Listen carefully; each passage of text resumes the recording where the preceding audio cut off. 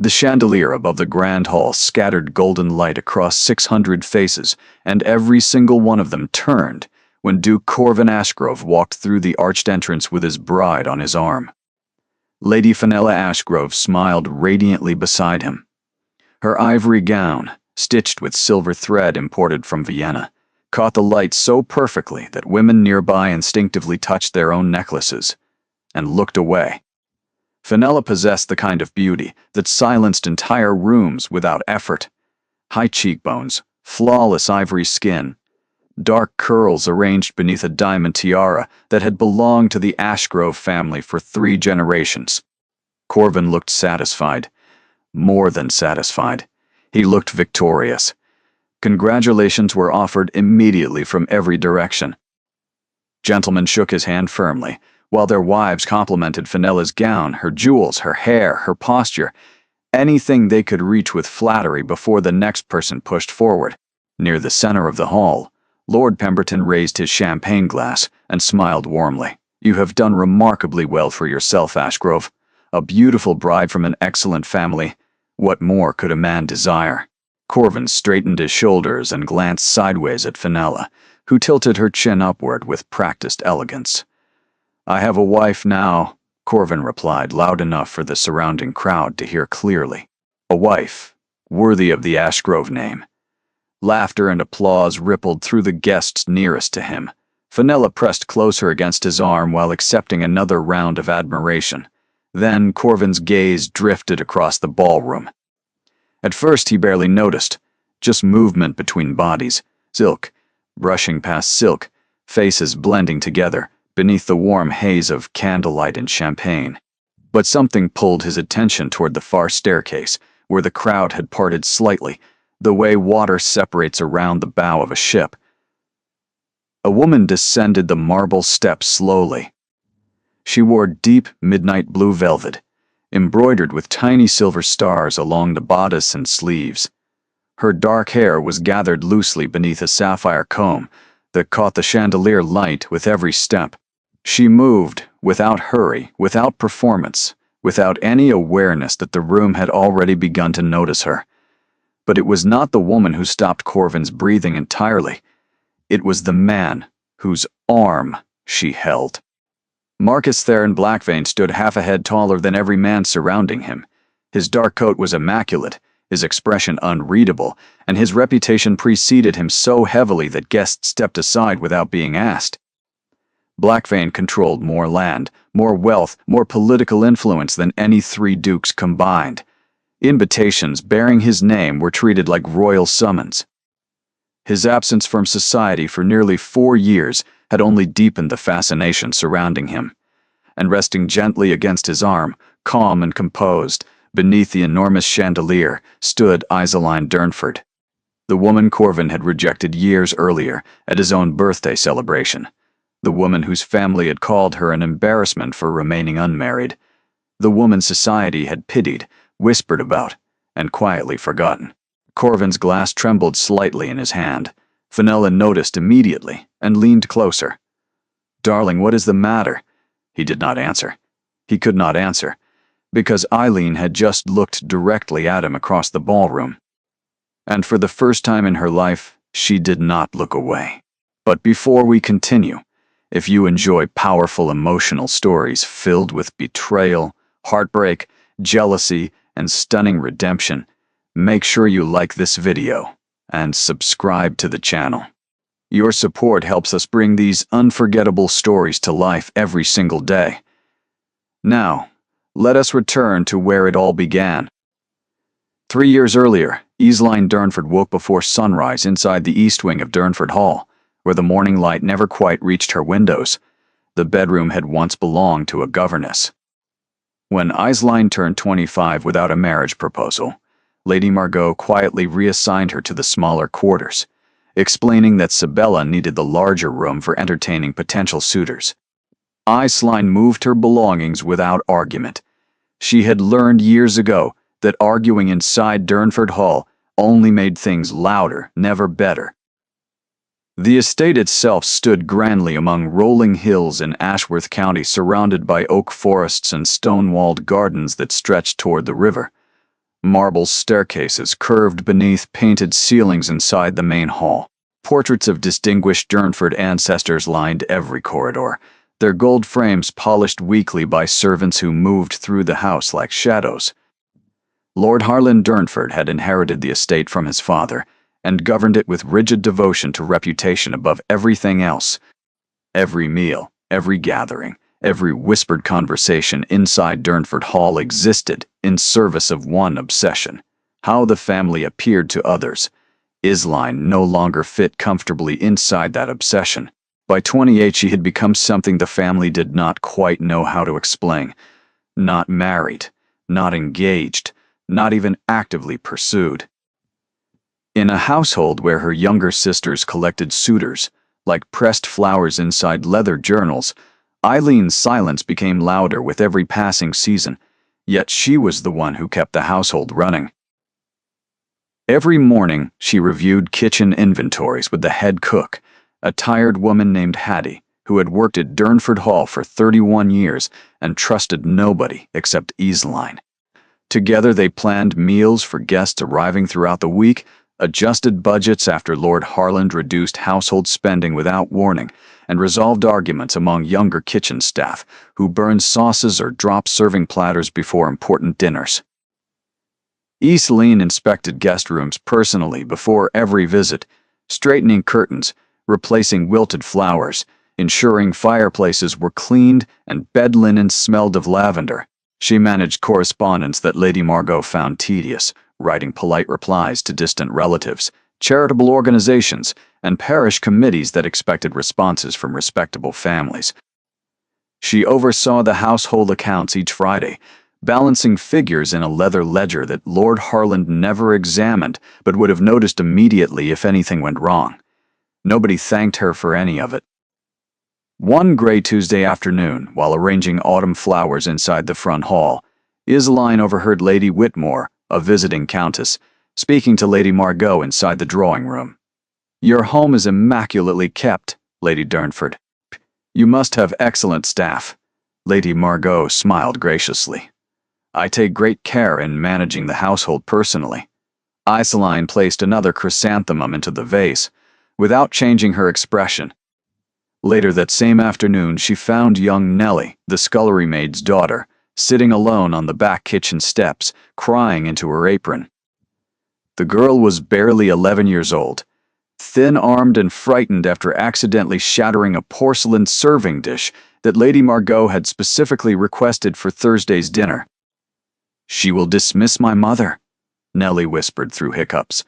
"We will have nowhere to go." Isline sat beside her on the cold stone step. "Listen to me carefully. I will tell Lady Margot. The dish was cracked already, and I removed it myself." "Do you understand?" The girl stared at her with enormous wet eyes. "But that is a lie, miss." Isline brushed a tear from Nellie's cheek and smiled gently. "Sometimes protecting someone matters more than being perfectly honest. Now go wash your face before cook sees you crying near her soup pots." Nellie almost laughed through her tears before scrambling inside. Isline remained sitting on the step for another moment, watching clouds move slowly across the October sky, breathing in the smell of wood smoke and damp earth. Moments like those were the only times she felt she still had purpose inside Durnford Hall. That evening at dinner, Lord Harland sat at the head of the long oak table, carving roasted pheasant while discussing parliamentary reform with a visiting magistrate. Sibella sat beside her mother, already wearing the pearl earrings gifted by her latest suitor, a baronet's son named Aldrich Fenn who owned profitable textile mills in Lancashire. Rosanna occupied herself with quiet gossip beside a cousin, while 19-year-old Cressida, the youngest, entertained the table effortlessly with a story about a horse that had escaped during a county fair. Isline sat at the far end of the table, closest to the kitchen corridor, a position that had gradually shifted over the years without anyone formally announcing it. She ate quietly while listening. When dessert arrived, the visiting magistrate turned toward her with polite curiosity. "And you, Miss Durnford, do you share your sister's interest in the season's social engagements?" Before Iseline could respond, Lord Harland answered for her. Iseline manages certain household responsibilities. She prefers practical matters. The word practical landed on the table like a stone dropped into still water. Sibella glanced at Rosanna. Cressida studied her dessert spoon carefully. Lady Margot adjusted her napkin without looking up. Iseline smiled politely at the magistrate and said nothing more.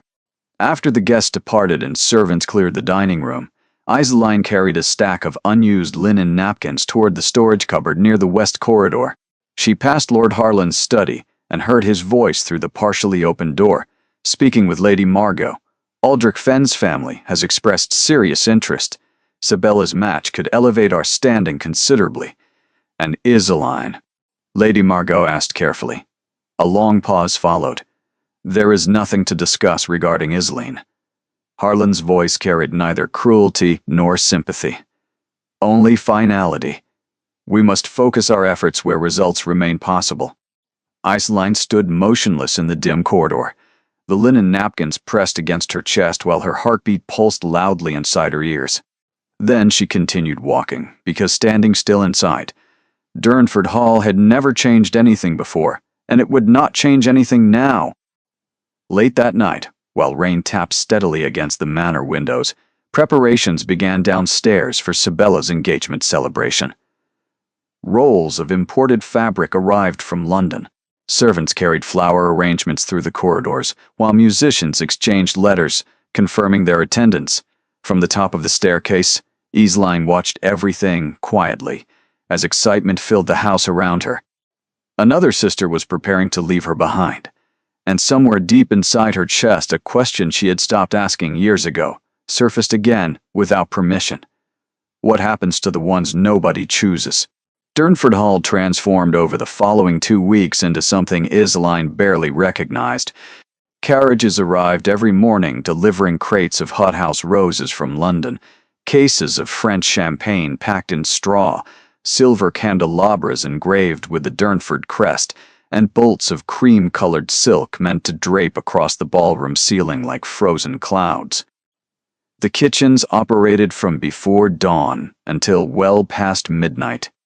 Hattie directed her staff with exhausted precision, while the air thickened constantly with the smell of roasting lamb, simmering berry compotes, fresh baked bread, vanilla custard, and spiced wine warming inside copper pots. Every corridor buzzed with nervous energy. Servants polished floors on their hands and knees. Gardeners trimmed hedgerows into geometric perfection despite freezing November rain. Footmen rehearsed serving formations inside the ballroom, while musicians tuned instruments beside the marble fireplace. And behind all of it, quietly holding every thread together, stood Iseline. She resolved a dispute between 2 florists competing over centerpiece placement. She personally recounted 300 pieces of silverware after a footman reported missing forks. She calmed a weeping seamstress whose stitching Lady Margot had criticized savagely before breakfast. She adjusted guest bedroom arrangements 4 separate times after Sibella changed her mind about which families deserved rooms nearest the main hall. By the morning of the celebration, Iseline had slept fewer than 9 hours across 3 nights. Shadows sat heavily beneath her eyes, and her fingers ached from tying ribbon after ribbon across chairbacks inside the ballroom. Sibella swept through the manor radiating satisfaction. Her engagement gown, crafted from pale rose satin with hand-stitched lace imported from Brussels, rustled softly with every confident step. Diamond drop earrings swung gently beside her jawline, while 2 maids followed closely, adjusting her gloves and smoothing invisible wrinkles from her skirt. As she passed Iseline in the corridor near the ballroom entrance, Sibella paused and tilted her head. The candlesticks on the east tables are uneven. Honestly, Eileen, if guests notice crooked candles during my engagement dinner, I will never forgive you. She continued walking without waiting for a response. Eileen straightened the candlesticks herself. By evening, the ballroom overflowed with nearly 200 guests. Noble women glided between conversations wearing embroidered silk and glittering gemstones, while gentlemen gathered near the fireplaces discussing hunting seasons and political appointments. Platters of roasted duck, glazed with orange and thyme, smoked trout arranged on beds of watercress, creamed potatoes topped with chives, honey-roasted parsnips, and towers of sugared pastries layered with clotted cream covered the dining tables beneath the warm glow of 5 enormous chandeliers. Isline stood near the musicians, adjusting a flower arrangement that had tilted during the evening, when an elderly baroness approached her kindly. "You there, dear. Could you fetch me a glass of the white wine?" The one beside the far table, not the champagne. The baroness did not recognize her as Lord Harland's daughter. Isoline fetched the wine without correcting her. During dinner, the toasts began. Lord Harland stood proudly at the head of the table, lifting his crystal glass toward Sibella and Aldrich, who sat together beneath a floral arch constructed specifically for the evening.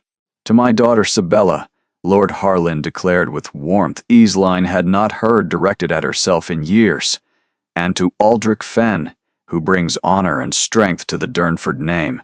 May their union bring prosperity to both families for generations." Glasses raised across the ballroom. Applause followed. Sibella beamed while Aldrich nodded graciously beside her, though Isoline noticed his smile tighten slightly whenever Lord Harland mentioned business prospects rather than affection. As the main course was served, Rosanna leaned across the table toward Isoline with an expression polished to resemble sympathy. "You must be so happy for Sibella," she said sweetly. "Truly, Isoline, watching your younger sisters marry must bring you such joy. Knowing they found happiness must be its own reward." Several guests nearby shifted uncomfortably. Cressida added without looking up from her plate, "Perhaps Isoline could plan all our weddings. She clearly has a talent for organizing celebrations, rather than attending them as a guest of honor." Soft laughter scattered across the nearest tables. Lady Margot pressed her lips together tightly, but said nothing to stop it. Then Sibella lifted her glass again, smiling brilliantly, toward the crowd. "To family," she announced, "to those who bring pride to the Durnford name through marriage, through alliance, and through knowing when to serve gracefully from the side." Her eyes rested on Isoline just long enough for every guest nearby to understand exactly who she meant. The laughter that followed was louder this time. Lord Harland did not laugh, but he did not correct his daughter either. His silence carried its own weight. Isoline placed her napkin on the table carefully, pushed her chair back without making a sound, and walked out of the ballroom before anyone could see her expression crumble. Cold November air struck her face the moment she stepped through the garden doors. Rain had stopped falling an hour earlier, but the stone paths remained dark and slick beneath her shoes. She walked past the rose garden, past the stone fountain where water still trickled quietly in the darkness, until she reached the wooden bench beneath the old willow near the lake. There, finally alone, she pressed both hands against her mouth and sobbed. Not the polite, quiet tears she had trained herself to produce whenever pain became unavoidable inside the manor. These were uglier, deeper. The kind of crying that bends your body forward and steals your breath between waves. She cried for the years of silence, for the dining table that pushed her further away with every season, for the father who spoke about her in the past tense while she still lived under his roof, for the mother who dressed her sisters in silk and handed Isoline lists of tasks instead. She cried until her chest ached and her throat burned, and the cold had soaked completely through her dress. Then footsteps approached slowly along the gravel path behind her. "Miss Durnford?" Isoline wiped her face quickly with trembling hands and turned Bet. Her lady's maid stood holding a wool shawl and a small cup of warm broth. "You will catch fever sitting out here soaked through," Betta said quietly, draping the shawl across Isoline's shoulders without asking permission. "I am fine." "No, miss, you are not fine. And you have not been fine for a long while now." The gentleness of those words nearly broke Isoline again. She tightened her jaw until the wave passed. Bet sat beside her on the wet bench, without caring about her own skirt. They sat together in silence, while the last of the ballroom music drifted faintly across the dark garden. Inside the manor, 200 guests celebrated a future that did not include Isoline Durnford. Outside, beneath a black November sky, the only person who noticed she had disappeared was a maid earning £12 a year. And somewhere beyond the hills surrounding the estate, a life Eileen could not yet imagine was already beginning to move toward her. Though she had no way of knowing it then, the worst of her suffering was not behind her. It was still coming. There had been a time when Eileen Durnford filled rooms with warmth simply by entering them.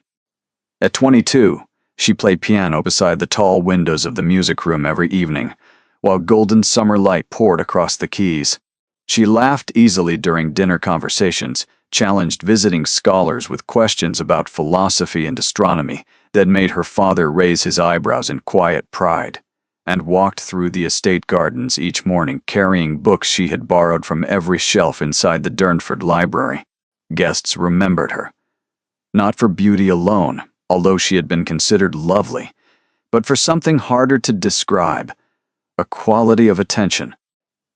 When Eileen spoke to someone, they felt as though the rest of the room had gently disappeared. That was before Edwin Calder arrived at Durnford Hall. Edwin came as assistant to a London architect Lord Harland had commissioned to redesign the estate's eastern conservatory. He was not aristocratic. His father had been a respected watchmaker in Cheltenham before debts consumed the family business, and Edwin had earned his position through talent rather than title. He spoke with a quiet confidence that never demanded attention yet somehow gathered it naturally. Their first real conversation happened by accident. Eileen had been reading alone inside the conservatory when Edwin entered carrying rolled drawings and measuring instruments, not expecting anyone to be sitting among the unfinished scaffolding. "Forgive me, miss. I did not realize this room was occupied." "It is hardly a room at the moment," Eileen replied, glancing at the half-demolished wall beside her. "More of a suggestion of a room." Edwin almost smiled. "That is rather generous. I would have called it organized destruction." They spoke for nearly an hour that afternoon. Edwin explained how conservatory glass could be angled to capture southern light during winter months, and Eileen surprised him by asking about thermal expansion in iron framing, something she had read about in a journal her father had discarded. By the second week, they spoke daily. By the third, Eileen brought tea to the conservatory each afternoon, setting a cup beside his drawings without interrupting his work. By the fourth week, they walked together along the river path after supper, discussing architecture, music, grief, and the strange pressure of living inside families that measured love through achievement. Edwin understood something about Eileen that nobody inside Durnford Hall had ever acknowledged. Her composure was not contentment, it was armor. "You carry silence like a shield," he told her one evening while they stood watching the river darken beneath a violet sky. "But I hear everything behind it." Eileen looked at him for a long moment without speaking. Then, for the first time in years, she let someone see past the surface. She maintained so carefully inside her family's walls. They never touched, improperly. They never exchanged promises aloud. Yet something between them grew with the quiet certainty of roots spreading beneath winter soil, invisible but impossible to undo. Lord Harland noticed before anyone else. One evening he entered the conservatory and found Edwin explaining watercolor sketches of the redesign while Eileen sat close beside him, her expression unguarded in a way Lord Harland had not seen directed at any man before. The atmosphere inside the study that night could have cracked stone. "You are a tradesman's son living on commission." "Inside my house," Lord Harland said with terrifying calm, "and you believed yourself entitled to my daughter's attention." Edwin stood straight despite the humiliation pressing down on him from every direction. "I have treated Miss Durnford with nothing but respect, sir. Respect does not concern me. Position concerns me. Reputation concerns me. The distance between your family name and mine concerns me greatly, and that distance is permanent," Eileen begged. She stood in the doorway of the study and pleaded with a man who had already stopped listening. "Father, he is decent and kind and intelligent. Those qualities should matter." Lord Harland looked at his eldest daughter with an expression closer to confusion than anger, as though she had spoken a language he genuinely did not understand. "Those qualities," he said slowly, "do not pay debts, protect estates, or carry family names into the next generation. This conversation is finished. What Isoline never discovered was what happened next." Lord Harland visited Edwin privately the following morning and presented a choice with surgical precision. The Calder family still carried substantial debts from the failed watchmaking business, debts that threatened Edwin's younger sister and aging mother with genuine hardship. Lord Harland offered to settle those debts entirely on one condition. Edwin would leave Durnford Hall immediately, sever all contact with Isoline permanently, and never explain why. Edwin spent the entire night pacing his small room above the carriage house. By dawn, he made the only decision he believed would protect the people depending on him, even though it meant destroying the one person who had finally made him feel whole. He left before sunrise without a letter, without a farewell, without a single word of explanation. Isoline waited for 3 days before accepting he was not returning. She asked servants. She checked the post obsessively. She even wrote a letter addressed to the architectural firm in London, which Lord Harland intercepted and burned inside his study fireplace the same afternoon. The silence that followed was worse than any rejection spoken aloud, because rejection at least confirms you mattered enough to be refused. Edwin's disappearance told Isoline something far more devastating, that she had not been worth even a goodbye. The piano inside the music room went untouched for months. The books beside her bed gathered dust. The woman who once challenged dinner guests with philosophical arguments began answering questions with polite smiles and single sentences. Bet noticed the change before anyone in the family. "She has gone somewhere inside herself," Bet whispered to Hattie one morning in the kitchen, "and I do not think she knows how to come back." Then 14 months after Edwin vanished, something unexpected happened. Duke Corvin Ashgrove began visiting Durnford Hall. Corvin was young, titled, enormously wealthy, and possessed the kind of easy charm that made older women blush and younger women compete. Lord Harland could barely contain his excitement. Lady Margot personally ordered 3 new gowns for Isoline from a dressmaker in London, the first time she had spent that kind of money on her eldest daughter in years. At first, Isoline resisted. The wound from Edwin's disappearance still ached beneath everything she did. But Corvin was persistent, attentive, and convincingly warm. He brought her rare books from his travels abroad. He asked about her thoughts on music and architecture with what appeared to be genuine curiosity. During one evening walk through the gardens, he told her something that cracked through her defenses completely. "I am not interested in decorative women, Isoline. I have met hundreds of them. I want someone whose mind I admire as much as her presence." For the first time since Edwin, Isoline allowed herself to hope. The courtship lasted 5 months. Society noticed. Newspapers printed speculative remarks about the Duke's unusual interest in Lord Durnford's eldest daughter, a woman already considered past her prime by aristocratic standards. Inside Durnford Hall, Isoline's status shifted dramatically. Suddenly she was seated beside important guests again. Suddenly her father mentioned her name with warmth during conversations. Then one spring evening, an invitation arrived to the Ashgrove estate for a grand dinner celebrating the Duke's 30th birthday. Isoline wore a gown of pale blue silk that Lady Margot had chosen specifically for the occasion. She entered the Ashgrove ballroom, carrying more hope inside her chest than she had allowed herself to feel in years. She found Corvin standing beside the grand staircase with his hand resting on the waist of Lady Fenella Whitmore. The announcement came before dessert. Duke Corvin Ashgrove was engaged to Lady Fenella Whitmore, daughter of the Earl of Stonebridge, whose family name, fortune, and flawless reputation made the match politically and socially perfect in every conceivable way. Corvin never looked at Isoline once during the announcement. Not once. She stood near the back of the ballroom holding a glass of champagne she could not bring herself to drink, while 200 guests applauded a future that had been built on the ruins of her last remaining hope. The carriage ride home was silent. Lord Harland stared out the window without speaking.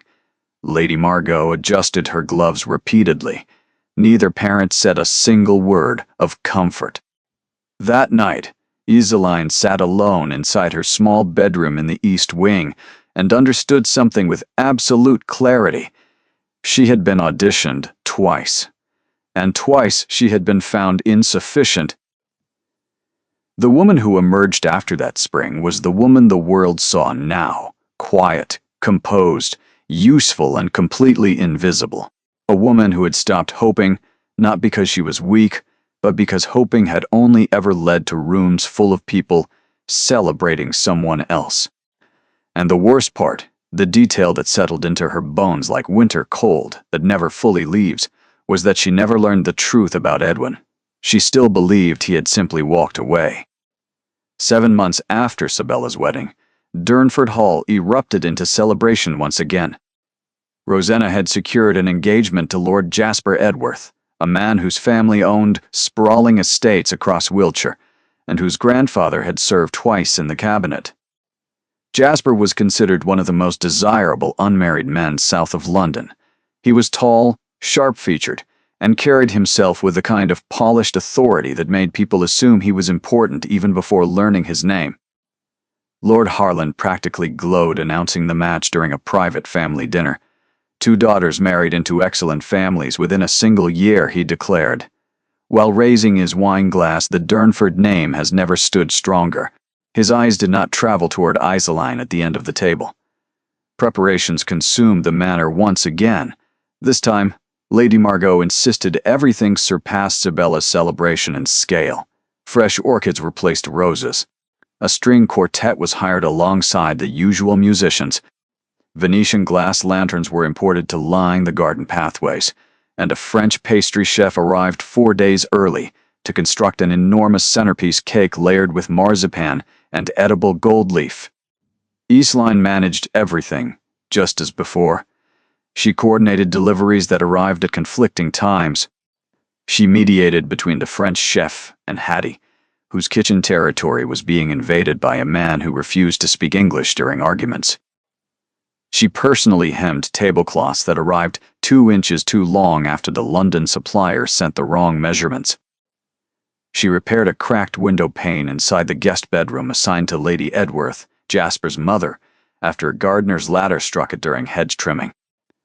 She spent an entire afternoon rearranging floral centerpieces after Rosanna decided that orchids looked funereal and demanded lilies instead, which required sending a rider to the Hottos in the next county before sundown.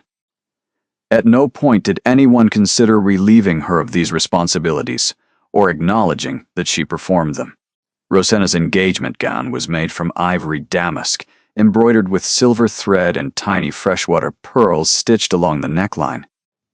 She spent the morning of the celebration admiring herself from 3 separate angles inside her dressing mirror, while 2 maids braided jasmine flowers into her hair.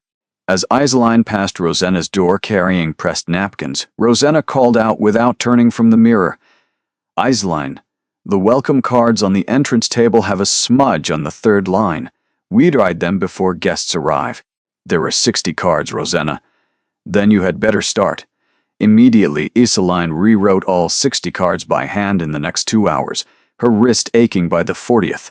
The celebration itself was magnificent. Nearly 250 guests filled the ballroom and spilled into the lantern-lit gardens where the November air carried the scent of roasting chestnuts and mulled wine. Platters of seared venison with blackberry reduction, poached salmon and dill cream, roasted root vegetables glistening with butter and rosemary, and trays of miniature lemon tarts, dusted with powdered sugar, covered every table surface. Iseline moved through the evening like a ghost wearing her best dress. She refilled water glasses when servants fell behind. She redirected a confused elderly lord who had wandered into the servants' corridor, looking for the washroom. She smiled politely when spoken to and disappeared the moment attention shifted elsewhere. During the formal dinner, Jasper's mother, Lady Edworth, studied Iseline from across the table, with sharp, assessing eyes. "Psst, you are the eldest, are you not?"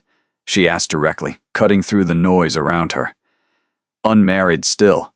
The table nearest them fell, uncomfortably quiet. Before Eastline could respond, Cressida tilted her head with a performance of innocent curiosity. Eastline keeps herself wonderfully busy with household affairs. Lady Edworth, some women are simply born to organize rather than to marry. It is actually quite admirable when you think about it. The words landed with surgical cruelty dressed in a smile. Several guests looked down at their plates. Lord Harland cleared his throat but said nothing corrective. Later, during the toasting, Rosanna stood beside Jasper and addressed the room with rehearsed elegance. "I want to thank everyone who made this evening possible." She paused, then glanced toward Iseline with an expression balanced perfectly between affection and condescension. "Especially my eldest sister, who worked tirelessly behind every detail you see tonight. Iseline may never walk down an aisle herself, but she certainly knows how to prepare one beautifully for others." The applause that followed felt like being buried alive beneath politeness. Iseline did not leave the ballroom this time. She had learned after Sabella's celebration that leaving only created gossip. Instead, she sat perfectly still, her hands folded neatly in her lap, her face arranged into an expression so composed that only Bet, watching from beside the service corridor, recognized it as the particular stillness of someone trying not to shatter in public. After midnight, when the last carriages departed and servants began clearing the ballroom, Iseline climbed the staircase toward her room in the east wing. She passed the main corridor where Lord Harland and Lady Margot were speaking quietly outside their bedroom. She did not intend to stop, but her father's voice carried clearly through the stillness. "Perhaps it is time we consider Aunt Phoebe's estate in Cumbria more seriously. Iseline could live there quietly. The property needs management, and frankly her presence during these occasions has become increasingly difficult to explain." Lady Margot hesitated before answering. "People do ask questions, Harland. Every gathering, someone mentions her age. It reflects poorly on the family. Then we resolve it quietly. After Cressida's prospects are secured, we will make the arrangement." Iseline stood frozen at the top of the staircase, one hand resting on the banister, while the other pressed flat against the wall for balance. They were not simply ignoring her anymore. They were planning to remove her entirely. She walked to her bedroom, closed the door without sound, and sat on the edge of her narrow bed, staring at the dark window. No tears came this time. Something worse than sadness had settled inside her chest. A calm, hollow certainty that she had become a problem to be solved rather than a person to be loved. Bet knocked softly, 20 minutes later carrying a cup of chamomile tea. Iseline accepted it without speaking. Bet sat in the chair beside the small writing desk and said nothing either, because sometimes the kindest thing a person can offer is not words, but simply the proof that someone noticed you were hurting. Outside, frost spread silently across the estate grounds, while Durnford Hall settled into satisfied quiet. 2 daughters married brilliantly, a third preparing to follow. And the eldest, the one who built every celebration with her own exhausted hands, was being measured for exile to a cold property in the north where nobody would have to explain her existence anymore. 90 miles north of London, where the coastline fractured into black cliffs above the winter sea, Blackvane Manor stood like a scar cut into the landscape. The estate had belonged to the Blackvane family for over 200 years, built from dark stone, quarried from the cliffs themselves. The manor rose 4 stories above terraced gardens that descended sharply toward the shoreline. Enormous windows lined the eastern wall, offering views of nothing but gray ocean stretching toward the horizon.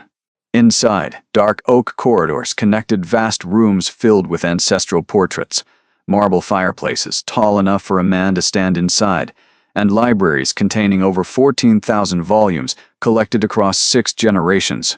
Marquis Theron Blackvane had inherited all of it at 23, following his father's sudden death from a lung illness that consumed him in less than a month. At 39, Theron was considered the most powerful unmarried nobleman in England. Blackvane shipping interests controlled trade routes between Liverpool, Cape Town, and Calcutta. Blackvane owned farmland stretched across 4 counties. Blackvane Investments funded railway construction, textile manufacturing, and 2 of London's largest private banks. Politicians treated his opinions as advance warnings. Businessmen treated his silence as a threat. Yet the man himself remained almost entirely absent from the society that obsessed over his name. Inside Blackvane Manor, routines followed strict patterns. Theron woke before sunrise, rode alone across the coastal paths regardless of weather, then spent the remainder of every day inside his private study, reviewing correspondence, financial reports, and legal documents. He ate most meals alone, at a desk rather than a dining table. Servants moved through the corridors with practiced quiet, having learned years ago that unnecessary conversation was not appreciated. He had not attended a ball banquet or social gathering of any kind in nearly 4 years. The reason for his withdrawal carried a name that London society still whispered during dinner parties when conversation turned towards scandal: Lady Oriana Sable. Oriana had entered Theron's life during a diplomatic reception at the Austrian embassy 6 years earlier. She possessed the kind of beauty that reorganized entire rooms around itself. Dark auburn hair framing sharp green eyes, a voice that carried warmth and intelligence simultaneously, and a gift for making every person she spoke to feel as though they were the only one who mattered. Theron, who had spent most of his adult life surrounded by women who pursued his wealth with barely concealed ambition, found himself disarmed by someone who appeared entirely uninterested in it. Oriana asked about his childhood rather than his fortune. She debated literature with him rather than flattering his taste. She arrived at dinners carrying her own books rather than jewelry catalogs. And when he spoke about the loneliness that sometimes followed him through the enormous empty halls of Blackvane Manor, she listened, without offering solutions, which somehow felt more honest than every rehearsed sympathy he had received before. Within a year, Theron had fallen completely. He introduced her to his grandmother, Dowager Marchioness Wynora Blackvane, a woman whose approval carried more weight inside the family than any legal document. He commissioned a sapphire necklace from a jeweler in Amsterdam and began drafting plans to renovate the east wing of the manor into private apartments designed specifically for the life he imagined sharing with Oriana. London newspapers speculated endlessly. Society watched with fascination as the reclusive Marquis appeared to have finally found someone capable of drawing him out from behind his fortress walls. Then a letter arrived at Blackvane Manor on a Tuesday morning in March, delivered not by post, but by a solicitor representing Lord Desmond Cray. The letter contained evidence, detailed and impossible to misinterpret, that Oriana had maintained a concealed relationship with Lord Cray throughout her entire courtship with Theron, private meetings at Cray's London townhouse, coordinated travel schedules that placed them together during weeks Oriana claimed to be visiting family in Dorset, financial records showing expensive gifts Cray had purchased for her during the same months Theron believed she was falling in love with him. The solicitor explained carefully that Lord Cray, having recently ended the affair himself, wished to inform the Marquess as a matter of gentlemanly obligation before the engagement was publicly announced. Theron read the letter twice inside his study, while rain streaked down the enormous windows behind him. He did not shout. He did not break anything. He sat perfectly still for over an hour while the fire beside him slowly died. Then he sent for Oriana. She arrived at the manor 3 days later, wearing a traveling dress the color of autumn leaves, her expression already arranged into something between concern and innocence. Theron placed the evidence on his desk between them without speaking. Oriana's composure held for approximately 9 seconds, then her face shifted through several expressions in rapid succession. Shock, calculation, and finally something resembling defiance. Desmond meant nothing, she said quickly. He was a diversion during the weeks you disappeared into your work, and left me alone in London with nothing but invitations addressed to your name instead of mine. Theron stared at her for a long time before answering. You are standing inside a house I was rebuilding for you, wearing a necklace I designed for you, defending a betrayal you committed against me by blaming me for working to provide the life you claim to want. Oriana's jaw tightened. You are a man who lives inside ledgers in silence. Theron, I needed warmth. The words landed like a blade drawn slowly across something already wounded. After she left, Theron sat alone inside the study until dawn. He did not eat. He did not sleep. He removed the sapphire necklace from his desk drawer, walked to the eastern cliff path in the gray morning light, and threw it into the sea.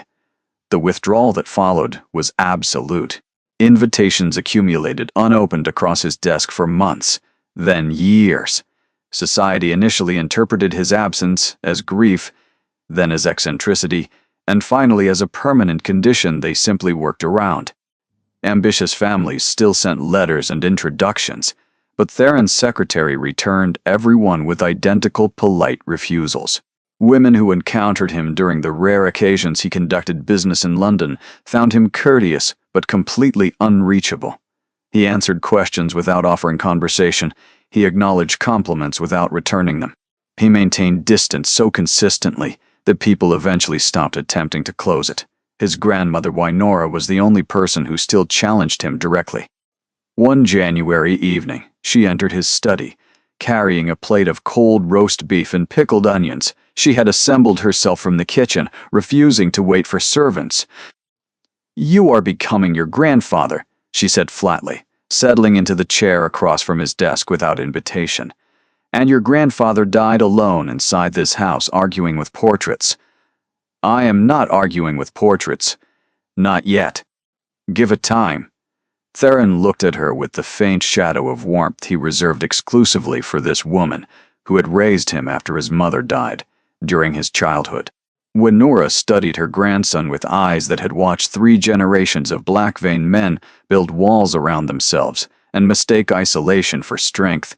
She was one woman, Theron, a dishonest one. And you have allowed her dishonesty to imprison you more effectively than she ever could have managed. While standing in this room, Theron turned back toward the rain-covered windows. Trust is not something I intend to experiment with again.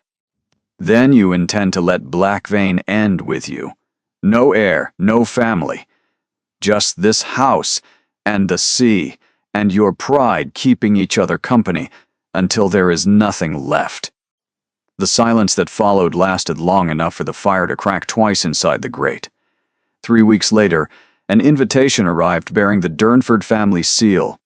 Lord Harlan Durnford requested the Marquess's presence at the engagement celebration of his youngest daughter, Cressida Durnford, to Captain Everett Hale of the Royal Dragoons. Under any normal circumstance, Theron would have discarded it immediately. But Lord Harlan's growing influence among northern industrial investors intersected directly with Blackvein shipping contracts currently under renegotiation. Refusing outright carried minor but unnecessary political risk. Theron held the invitation in his hand for several minutes, standing beside the tall windows while winter waves shattered against the cliffs below. You are considering attending his steward? Callum asked from the doorway, with carefully controlled surprise. For one evening, Theron answered, without expression. Nothing more. Callum nodded and withdrew, though his eyebrows remained elevated well after closing the door. That night, inside the vast silence of Blackvein Manor, Theron sat alone beside a dying fire and stared at the Durnford invitation resting on his desk. He expected another evening surrounded by performances. Smiling faces attached to calculating minds, flattery wrapped around ambition, beauty deployed as currency. He had no way of knowing that inside a cold bedroom in the east wing of a distant estate, a woman who had stopped believing in hope was staring at her own dark window, preparing to survive yet another celebration built on top of her invisibility. 2 people, separated by 90 miles of frozen countryside, carrying wounds inflicted by people who claimed to love them, both believing the worst was already behind them, both completely wrong. The night of Cressida's engagement celebration arrived beneath skies heavy with January frost. Durnford Hall had been transformed once more into a monument of aristocratic excess. Ice sculptures carved into the shapes of swans flanked the ballroom entrance. Thousands of white candles burned inside crystal holders, arranged along every windowsill, staircase, and tabletop, casting the entire manor in warm amber light that softened every face and gilded every surface. Enormous silver platters carried roasted beef carved paper, thin and fanned across beds of horseradish cream, whole-baked trout dressed with capers and lemon, buttered asparagus tied with chive ribbons, towers of oysters resting on crushed ice, and delicate pastry cups filled with brandied mushrooms and melted Gruyere. The scent alone could stop a person in the doorway. Captain Everett Hale stood beside Cressida near the marble fireplace, his military dress uniform pressed to perfection, his posture rigid with the particular confidence of a man accustomed to being obeyed. Cressida laughed brightly beside him, though Iseline noticed how her youngest sister's hand occasionally tightened around Everett's arm whenever his attention wandered toward other conversations. Iseline had spent the previous 4 days sleeping fewer than 12 hours total. She had supervised the complete rearrangement of the ballroom after Cressida changed the seating plan twice in one afternoon. She had personally repolished silver trays that a junior footman had streaked with fingerprints. She had calmed Hattie after Lady Margot criticized the soup course during a tasting and reduced the head cook to furious tears inside the pantry. Now she stood near the east wall, partially hidden behind a column draped with white silk, wearing a dark gray gown that Lady Margot had not bothered selecting for her. Iseline had chosen it herself from the back of her wardrobe. It was clean, it fit properly, and it would make her invisible, which was all she wanted. Then Marquess Theron Blackfane walked through the entrance, and the entire celebration shifted on its axis. Conversations did not simply pause. They collapsed. Women mid-sentence stopped speaking entirely, their eyes following the tall figure in the dark coat as though pulled by something magnetic. Mothers gripped daughters' arms hard enough to leave marks through silk gloves. Gentlemen straightened, instinctively adjusting cravats and squaring shoulders without realizing they were doing it. Lord Harlan moved forward so quickly to greet him that he nearly tripped over a footman carrying champagne. Marquess Blackfane. What an extraordinary honor. We are deeply grateful for your presence tonight. Theron acknowledged the greeting with a single nod. His expression remained neutral, which somehow carried more authority than any smile could have managed.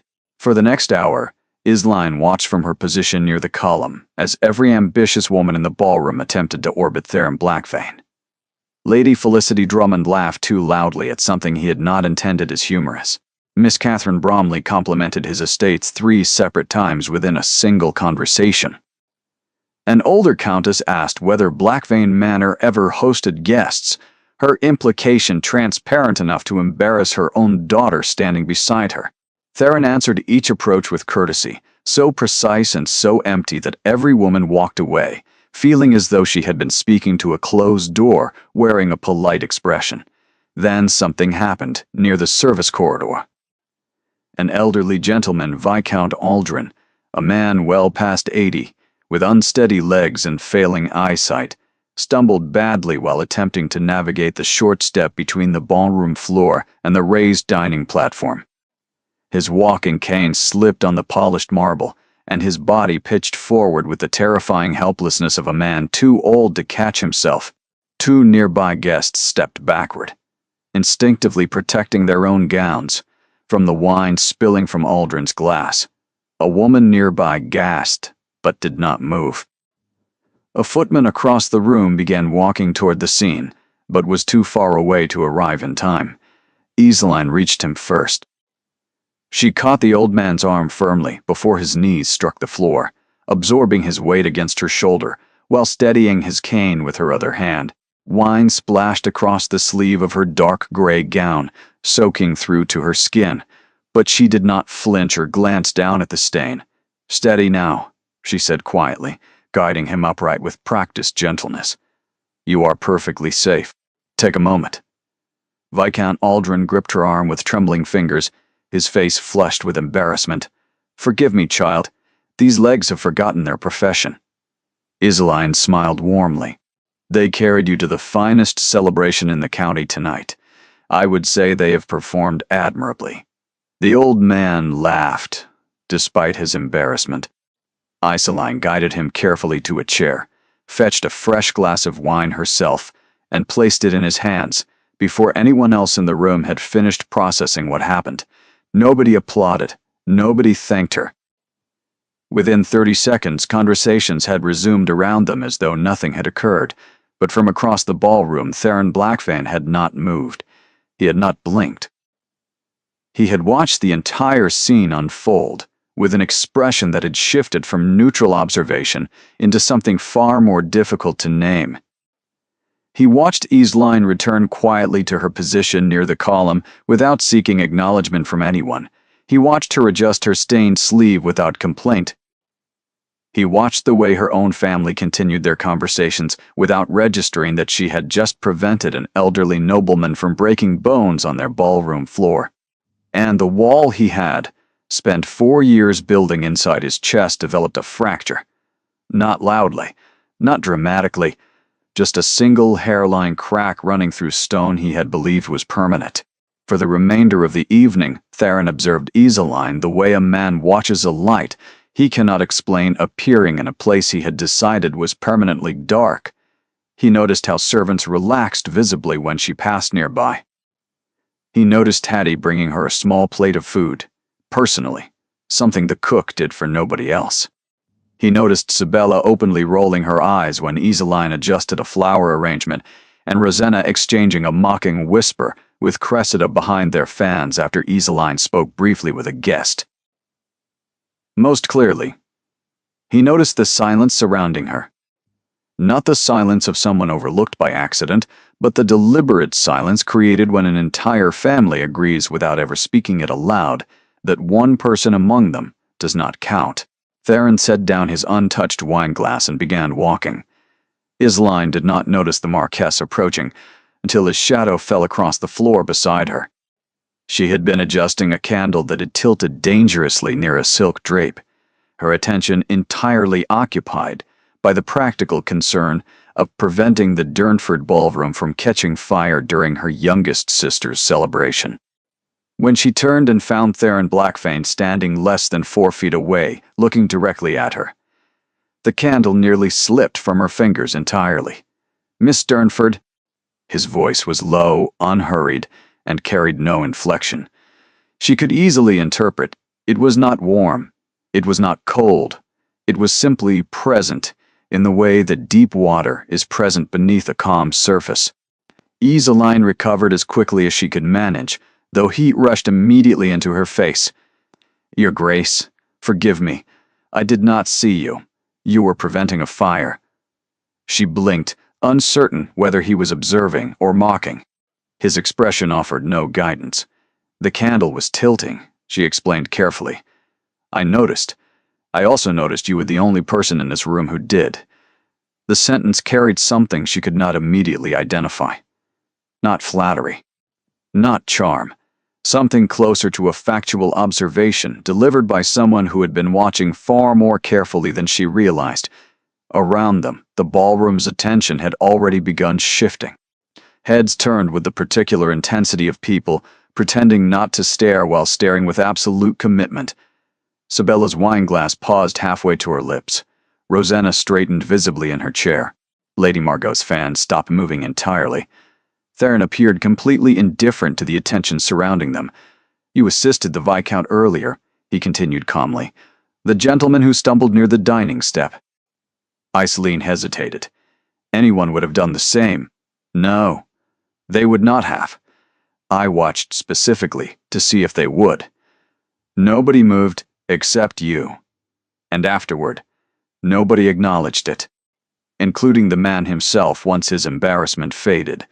Iseline studied Theron's face carefully, searching for the angle she expected every powerful man to carry somewhere behind their words.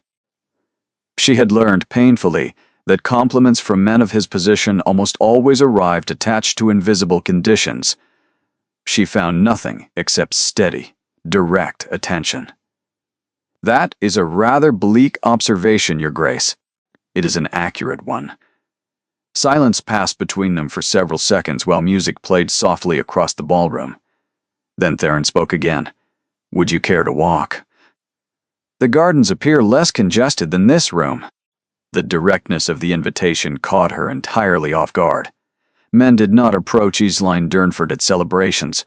Men approached her sisters.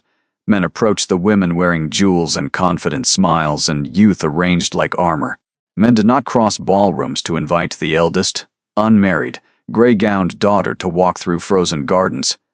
Yet here one stood, and not just any man. The most reclusive, powerful, and socially impenetrable nobleman in England. Iselin swallowed. Carefully, the gardens are rather cold tonight, Your Grace. A faint movement crossed Theron's expression. Not quite a smile. Something closer to recognition, as though her honesty had confirmed a suspicion he had been testing. Then we will walk briefly. They passed through the glass doors into the lantern-lit garden, while every pair of eyes inside the ballroom followed their departure. The air outside was sharp with frost and smelled of frozen earth and distant wood smoke. Their breath formed small clouds beneath the Venetian glass lanterns lining the gravel path. For nearly a minute, neither of them spoke. The silence was not uncomfortable. It felt deliberate, as though both of them were testing whether the other could tolerate quiet without filling it with performance. Iselin broke first, though her words surprised even herself. You do not enjoy these evenings, she said. It was not a question. Theron glanced sideways at her. That obvious? You have spent the entire night answering people without once initiating conversation. You hold your glass without drinking from it. And you positioned yourself near the corridor exit 3 separate times, as though measuring the distance to your carriage. The controlled blankness in Theron's face shifted slightly, revealing a brief flash of what looked almost like amusement, though it disappeared before she could confirm it. You were observing me.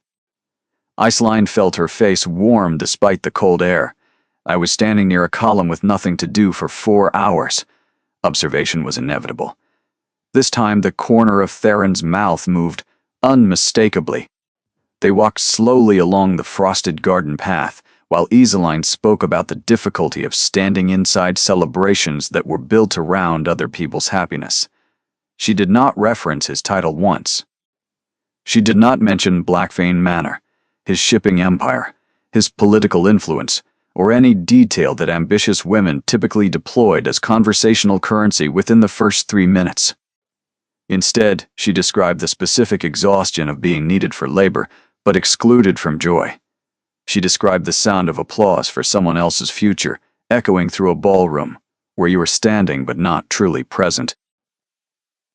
Theron listened without interrupting. His attention never drifted.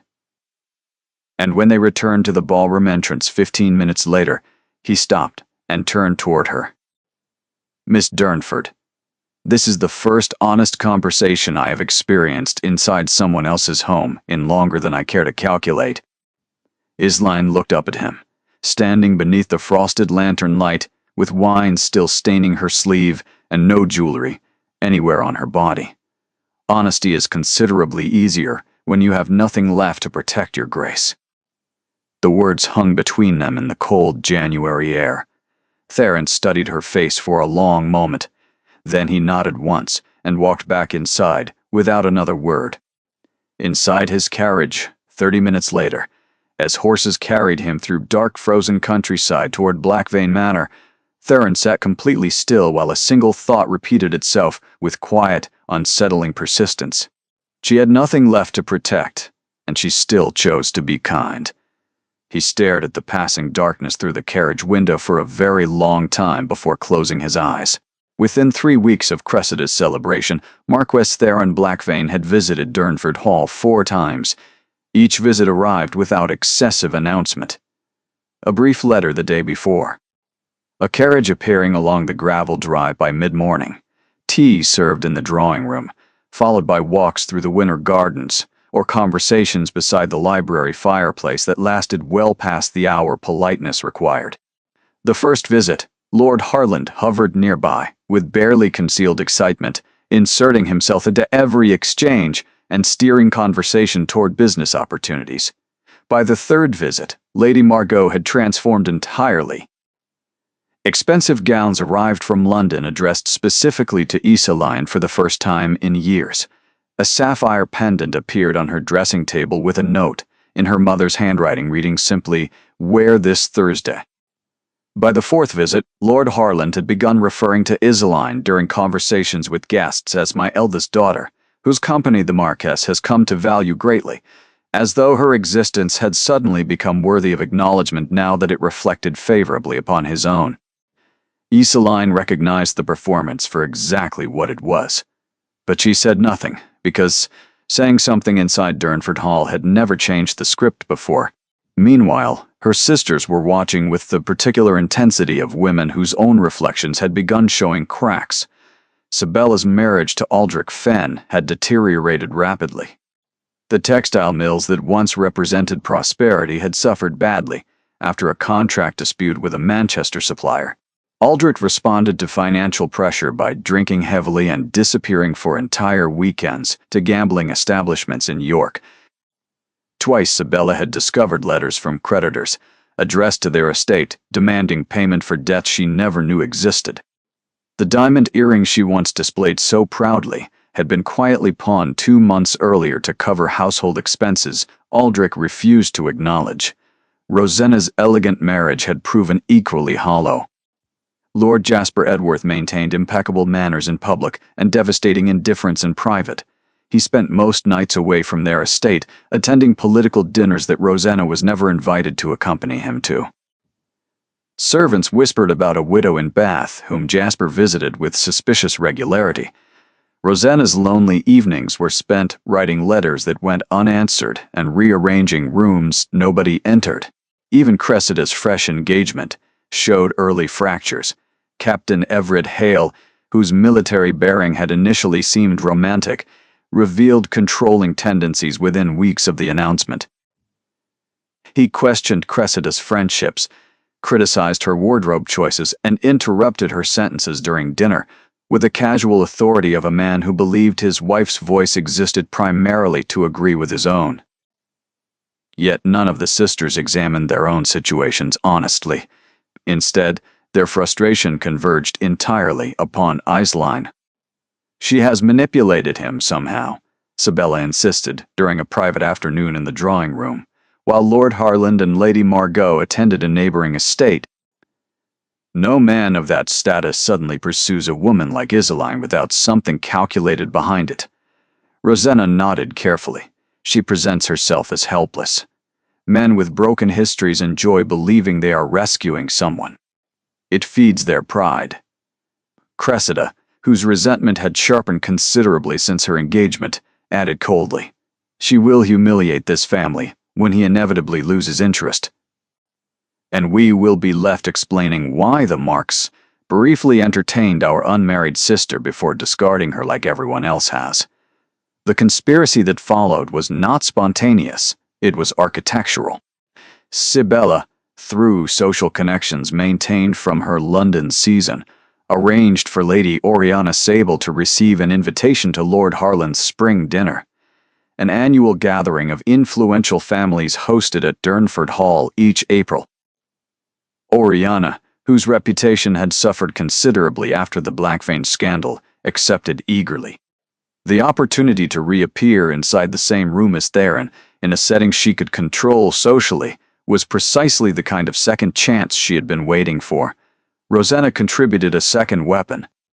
Through Jasper's parliamentary contacts, she sent a carefully worded letter to Duke Corvin Ashgrove, suggesting that the spring dinner would provide an excellent opportunity for renewed business discussions with Lord Harland. The letter failed to mention that Iseline would be present, or that Theron had been visiting regularly, but Rosanna understood precisely what Corvin's presence would accomplish. It would remind Iseline of her place, of being rejected, of being insufficient. The spring dinner arrived on a warm April evening, scented with wisteria and cut grass. 30 guests gathered inside the Durnford dining room beneath candlelight, while servants carried platters of roasted lamb with mint jelly, poached pears and red wine, creamed leeks, saffron rice, and warm bread rolls brushed with rosemary butter. Theron arrived and took his seat beside Isoline, whose pale green gown, chosen by Lady Margot, suited her far better than anything she would have selected herself. Then, Lady Oriana Sable entered the dining room. The temperature of the evening shifted immediately. Oriana wore deep burgundy silk that moved like liquid around her figure, her auburn hair arranged with deliberate carelessness designed to appear effortless. She smiled warmly at Lord Harland, complimented Lady Margot's table arrangements with practiced grace, and took her seat directly across from Theron with the confidence of a woman who had rehearsed this entrance thoroughly. Throughout dinner, Oriana performed brilliantly. She referenced shared memories from London with subtle intimacy. She laughed at precisely calibrated moments. She touched her collarbone while speaking, drawing attention to the emerald pendant resting against her skin. Theron responded with the same immaculate, hollow courtesy he reserved for every social performance he had encountered in the past 4 years. He answered her directly. He never once leaned toward her. His attention returned consistently to Isoline beside him. Then Duke Corvin Ashgrove arrived late, apologizing charmingly for travel delays, and took his seat near the far end of the table. Isoline saw him before he saw her. The color drained from her face slowly, like warmth leaving a room after the fire dies.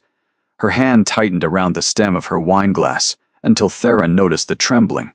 He followed her gaze toward Corvin. Then he looked back at Isoline's expression, and his jaw set with quiet resolve. After dinner, while guests moved into the drawing room for port and conversation, Corvin approached Isoline near the mantelpiece, with the relaxed confidence of a man who had already categorized her as someone he had outgrown. "Miss Durnford," he said pleasantly, "it has been quite some time. You look well." The word well carried the faint implication of surprise, as though wellness was an unexpected achievement for someone in her position. Before Isoline could respond, Corvin continued with a smile that did not reach his eyes. "I understand the Marquess has been visiting frequently. How wonderful for you. Fenella and I were just saying how delightful it is when unexpected attention arrives later in life." The sentence was crafted to wound without leaving visible marks. Later in life. Unexpected attention. Every word placed to remind her that she was a charity case, not a choice. Isoline opened her mouth to respond, but Theron's voice came from directly behind Corvin. "Later in life," Theron repeated calmly, stepping into the conversation with the kind of controlled authority that made the surrounding air feel heavier. An interesting phrase from a man who chose a wife based entirely on her family's connections rather than her character. Corvin turned sharply. His smile faltered. Theron continued without raising his voice. "I have spent the past several weeks in Miss Durnford's company. During that time, she has demonstrated more integrity, more intelligence, and more genuine decency than the combined total of every person I have encountered in London society across the past decade. Including, I suspect, whatever qualities you found so urgently replaceable when you discarded her." The drawing room had gone completely silent. Lord Harland stood frozen near the fireplace. Lady Margot pressed her hand flat against the mantelpiece for balance. Sabella's face had turned the color of fresh plaster. Rosanna stared at the carpet. Oriana, still holding her wineglass near the doorway, looked as though she had been struck cleanly across the face. Corvin said nothing. For the first time in his adult life, the Duke had absolutely nothing prepared to say. Then Theron turned toward the 3 sisters still visible near the drawing room entrance. He studied them for a moment with an expression that carried neither anger nor contempt, only the quiet devastation of clarity. "I am also aware," he said evenly, "who arranged this evening's guest list, and why." Nobody breathed. Theron looked at Isoline, whose eyes had filled with tears she was fighting desperately to contain. Then he offered her his arm. "Shall we walk?" They left the drawing room together while 30 guests stood in absolute silence behind them, and the sound of their footsteps echoed through the corridor, like the closing of a chapter that could never be reopened. They walked through the darkened garden without speaking until they reached the bench beneath the old willow near the lake, where Iseline had sobbed alone after Sibella's celebration. Nearly 2 years earlier, she sat down slowly. The tears she had been holding broke through, the moment the silence around them felt safe enough to collapse into. Theron stood beside the bench without sitting, giving her the space to fall apart without an audience beyond himself. For several minutes, the only sounds were her uneven breathing and the distant rustle of wind through branches above them. Then Iseline spoke through the tears, her voice stripped of every defense she had spent years perfecting. "Nobody has ever said anything like that for me. Not once. Not ever." Theron looked down at her. His expression had changed again, deeper this time, past the crack that had opened the night he watched her catch a falling man without hesitation. Then he sat beside her on the bench and said something she was not expecting. "I need to tell you something about Edwin Calder." Iseline's breathing stopped. Theron continued quietly. During the weeks he had been visiting Durnford Hall, his steward Callum had conducted discreet inquiries into Iseline's history, not from suspicion, but because Theron understood that a woman carrying the kind of sadness Iseline wore did not arrive at it without a story she was not telling. What Callum discovered, through financial records and a conversation with a retired solicitor in Cheltenham, was that Lord Harland had paid Edwin Calder's family debts in full on the condition that Edwin disappear without explanation. Edwin had written a letter to Iseline explaining everything. Lord Harland had intercepted and destroyed it. "Edwin did not abandon you," Theron said carefully. "He was given an impossible choice between you and his family's survival, and the man who forced that choice was your father." Iseline sat completely still on the bench while the words entered her body, like something sharp and clean, cutting through years of believing she had been discarded without cause. The tears that followed were different from any she had cried before, not the quiet, trained tears of a woman accustomed to private grief. These came from somewhere deeper, somewhere she had sealed shut the morning she decided Edwin simply had not loved her enough to stay. She cried for the years she spent believing she was not worth fighting for. She cried for the letter she never received. She cried for the young woman who stopped playing piano and stopped arguing at dinner and stopped believing that being herself was enough, all because a lie had been constructed so carefully around her that she mistook it for truth. Theron did not touch her. He did not offer hollow comfort or attempt to reduce the magnitude of what she was processing. He sat beside her on the cold bench and let her feel all of it because he understood from personal experience that some truths can only be absorbed through pain before they become liberation. When the worst of it had passed, Iseline wiped her face with trembling hands and looked at him with red, swollen eyes that held something new inside them.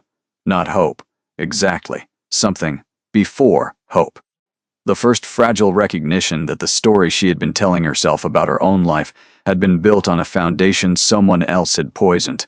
"Why did you find this?" she whispered. "Why did you look?" "Because I needed to understand," Theron answered quietly, "whether the sadness I see inside you was placed there by the world or whether it grew on its own. It matters to me which one is true. Why? Because I intend to ask you to marry me. And I refuse to build anything on ground I do not understand completely." The words landed in the cold garden air between them with the weight of something irreversible. Iseline stared at him. Her lips parted, but no sound came. Theron reached into his coat and removed a small velvet box. Inside rested a ring, a single sapphire set in white gold, surrounded by a constellation of tiny diamonds that glittered beneath the faint lantern light reaching them from the garden path. "Not here," he said. "Not tonight." "You deserve time to feel everything you have just learned before answering anything. But I wanted you to know while you were sitting here believing you were never chosen, that you are wrong." He placed the box gently in her hands. "You were always worth choosing. The people around you were simply incapable of seeing it." Iseline pressed the velvet box against her chest and closed her eyes. and for the first time in years, the silence inside her did not feel like emptiness. It felt like the moment just before something enormous begins. The Grand Summer Ball at Harrington Palace was the single most prestigious social gathering of the London season. 400 guests filled the enormous ballroom beneath a ceiling painted with mythological scenes gilded in real gold leaf. Crystal chandeliers the size of carriages hung above polished marble floors that reflected candlelight like still water. Orchestras played from raised platforms at both ends of the hall, while footmen in powdered wigs carried silvered trays of champagne, sugared almonds, smoked salmon arranged on toast points, medallions of beef in red wine sauce, roasted quail with fig compote, and towers of profiteroles dripping with dark chocolate. Diamonds flashed from every direction. Titles announced at the entrance echoed beneath the vaulted ceiling like roll calls of English power. Duke Corvin Ashgrove arrived early with Lady Fenella on his arm, precisely as he had planned.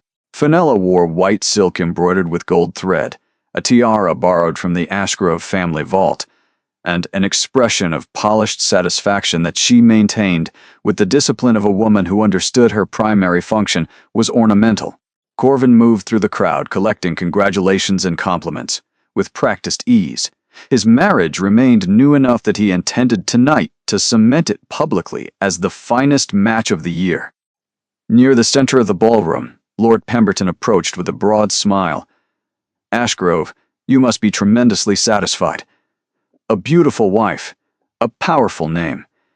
What more could any man ask?" Corvin straightened his cuffs and smiled. "I have a wife now," he replied, projecting his voice clearly enough for a wide circle of guests to hear. "A wife worthy of the Ashgrove name." Applause and murmurs of approval rippled outward. Fenella pressed closer against his arm and tilted her chin upward. Then the footman at the entrance drew breath and announced the next arrival in a voice that carried across the entire hall. "The Most Honorable, the Marquis of Blackvane and Lady Isoline, Blackvane, Marchioness of Blackvane." The ballroom did not simply fall quiet. It ceased. Conversations stopped mid-syllable. Wine glasses paused between table and lip. 400 faces turned simultaneously toward the grand staircase. Isoline descended the marble steps wearing deep midnight blue velvet embroidered with tiny silver stars along the bodice and sleeves. The sapphire comb in her dark hair caught the chandelier light with each step, scattering fragments of blue across the white stone around her. She moved without hurry, without performance, without the desperate need for approval that characterized so many entrances in rooms like this. On her arm stood Theron Blackvane. His expression was calm, composed, and entirely focused on the woman beside him, as though 400 staring faces were simply furniture arranged around the only person in the room who mattered. They had married privately 3 weeks earlier in the chapel at Blackvane Manor, with only Winora, Callum, Bet, and a local clergyman present. No announcement had been sent. No newspapers had been informed. The marriage existed in quiet, deliberate opposition to every spectacle Isoline had ever been excluded from. Tonight was the first time society would learn. The silence inside Harrington Palace lasted exactly 7 seconds before it shattered into whispers, so intense they sounded like wind moving through dry leaves. That cannot be the Durnford daughter. The eldest? The one who never married? She married Blackvane. How is that possible? As anyone told Ashgrove, Corvin had already seen. He stood exactly where he had been standing moments earlier, his hand still resting on Fenella's arm, his champagne glass still raised at the precise angle of a man celebrating his own success. But his face had changed completely. The confident satisfaction had drained away, replaced by something raw and uncontrolled that he could not arrange quickly enough to hide. Because walking toward him across the polished marble floor of the most exclusive ballroom in England, on the arm of a man whose wealth, influence, and title eclipsed his own in every measurable dimension, was the woman he had discarded at his own birthday celebration years earlier. And she looked nothing like the quiet, gray-gowned figure he had dismissed, without a second glance. She looked like someone who had finally stopped apologizing for existing.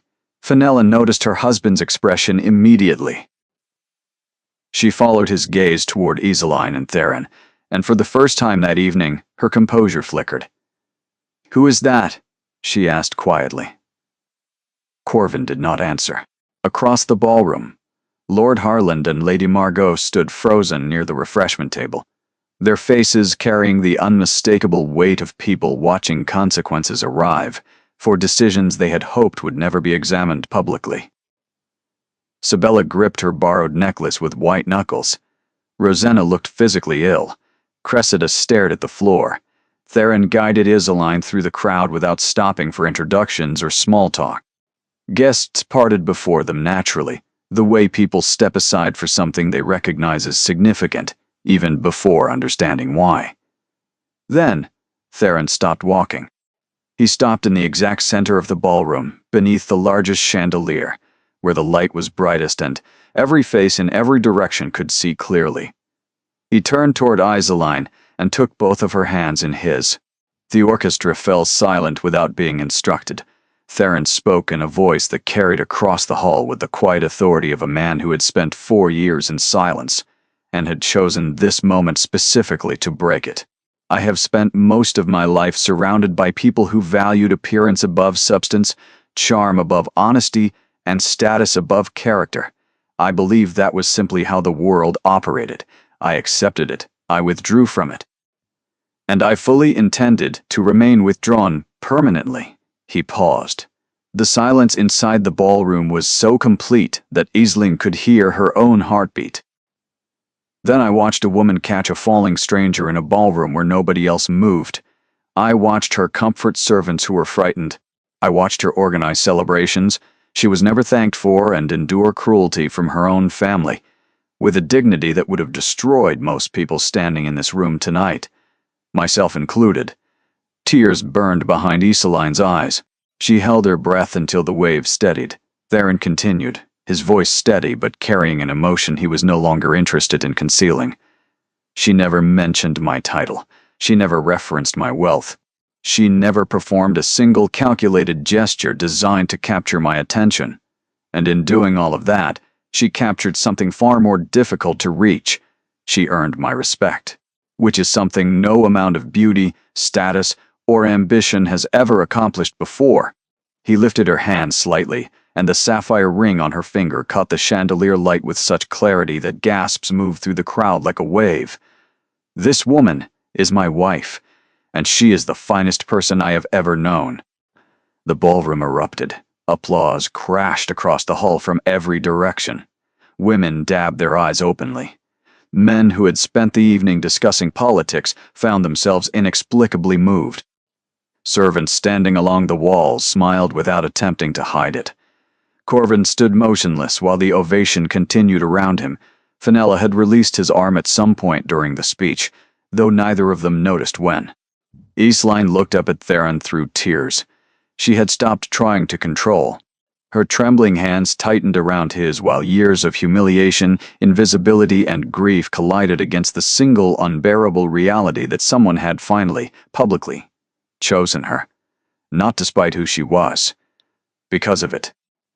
Across the ballroom, Lady Margot lowered her head. Not from shame performed for the benefit of observers. Real shame. The kind that arrives when you finally see the damage clearly enough to understand you cannot undo it. Lord Harland said nothing. His silence, for once, was not strategic. It was the silence of a man standing inside the consequences of his own architecture, watching the daughter he dismissed become the most celebrated woman in the room. And standing near the far wall, partially hidden behind a marble pillar, Bet watched everything with tears streaming freely down her face and both hands pressed flat against her chest. Because the maid earning £12 a year had always known, she had simply been waiting for the rest of the world to see it. 5 years passed after that night at Harrington Palace. Iseline Blackfane became one of the most quietly beloved figures in English society, not because of her title, though it carried enormous weight, but because of what she did with it. She established a trust through the Blackfane estate that funded education for the daughters of domestic servants, girls who would otherwise have spent their lives polishing silver in houses where nobody learned their names. She visited tenant families personally during harsh winters, arriving with supplies rather than sending servants in her place. She remembered the names of groundskeepers' children, asked after ailing relatives of kitchen staff, and treated every person inside Blackvane Manor with the same unhurried attention that had once made her invisible inside Durnford Hall. Society noticed, not loudly, and not through newspapers, but through the steady accumulation of small recognitions that eventually become reputation. Women who met her at gatherings remarked afterward that she listened with unusual sincerity. Men who conducted business with Theron noted that his household operated with rare warmth. Theron himself had changed in ways that surprised even Wynora, who had spent decades worrying her grandson would die, emotionally sealed inside his own fortress. He smiled more frequently, though never extravagantly. He attended social events willingly rather than strategically. He spent evenings reading beside Isoline in the library while rain battered the eastern windows, their silence no longer the isolation of wounded people hiding from the world, but the comfortable quiet of two people who had stopped needing noise to feel accompanied. Wynora, now 84, watched them from her favorite chair beside the drawing room fire one December evening and said nothing, but she closed her eyes with the expression of someone who had been holding a long breath and had finally, gratefully released it. Meanwhile, the lives that had once overshadowed Isoline's existence collapsed with the slow inevitability of structures built on compromised foundations. Aldrich Fenn's textile empire crumbled after a catastrophic investment in a shipping venture that failed spectacularly during a winter storm season. Creditors seized the Fenn estate within 18 months. Sibella, who had once mocked Isoline for serving guests at her own engagement celebration, found herself selling jewelry and dismissing servants she could no longer afford. Aldrich disappeared to the continent, with debts and a woman half his age, leaving Sibella alone inside a rented house in a town where nobody recognized the Durnford name. Lord Jasper Edworth's infidelities eventually became too public to ignore. The widow in Bath sold letters to a London newspaper that printed enough detail to destroy Rosanna's remaining social standing within a single week. Jasper, protected by political connections, suffered minimal consequences. Rosanna, unprotected by anything except a name that no longer carried weight, retreated to a small cottage in Gloucestershire, where silence became her permanent companion. Captain Everett Hale's controlling nature deepened into something darker after the wedding. Cressida's bright laughter, the quality that had once made her the center of every room, disappeared entirely within a year. She wrote letters to Lady Margot describing loneliness so precisely that even her mother, who had spent decades prioritizing appearances over emotions, could not ignore the pain between the lines. Yet, Cressida refused to leave, trapped by the same obsession with propriety that the Durnford family had worshipped above everything else. Duke Corvin Ashgrove's marriage to Fenella survived in the technical sense, but warmth had never been part of its construction. They attended events together with impeccable coordination and returned home to separate wings of the Ashgrove estate. Fenella, who had married a title rather than a person, eventually stopped pretending disappointment and settled into the comfortable numbness of a woman who had received exactly what she negotiated for, and discovered it was not enough. Corvin thought about Isoline more often than he would ever admit, not with love, because what he had offered her had never been love. With the particular regret of a man who chose the obvious option and spent the rest of his life watching someone else discover the extraordinary one he discarded. One gray February afternoon, 3 carriages arrived at Blackvane Manor within hours of each other, carrying women who had not spoken to Isoline in years. Sibella arrived first, thinner than Isoline remembered, wearing a coat that had been mended twice at the elbows. Rosanna followed, her face carrying an exhaustion that no amount of sleep could address. Cressida came last, quieter than she had ever been, her eyes holding something fragile that Iseline recognized immediately, because she had carried it herself for years. They gathered in the drawing room beside the fire, while snow fell steadily beyond the tall windows overlooking the sea. None of them could meet Iseline's eyes easily. Sibella spoke first, her voice stripped of every trace of the confidence that had once allowed her to humiliate her eldest sister in front of 200 guests. "We did not come to ask forgiveness. We know we do not deserve it." Rosanna pressed her hands together tightly in her lap. "We came because we had nowhere else to go, and because you are the only person in our family who ever treated anyone with genuine kindness, including people who never returned it." Cressida said nothing. She simply looked at Iseline with an expression that communicated more than any words she could have arranged. Iseline studied her three sisters for a long moment. She saw Sibella's mended coat. She saw Rosanna's hollow exhaustion. She saw Cressida's silence, and understood everything it contained. Then she called for tea, asked Betta to prepare 3 guest rooms in the east wing, and sat beside her sisters while the fire crackled softly and the snow continued falling outside. She did not deliver speeches about forgiveness. She did not remind them of what they had done. She did not perform generosity for the satisfaction of proving she had risen above their cruelty. She simply made room for them inside her home the same way she had always made room for anyone who needed it, quietly, without conditions, and without expecting anything in return. Because Iseline Blackvein had never needed revenge to prove her worth, she had only ever needed someone to finally see it. And in the end, England learned what the Durnford family discovered too late: that real love and true worth were never carried inside diamond rings, family names, or ballroom announcements. They lived inside the ordinary moments nobody applauded, inside the hands that caught a falling stranger, inside the silence of a woman who chose kindness long after the world gave her every reason to choose bitterness instead. And those things, the quiet things, outlasted everything else.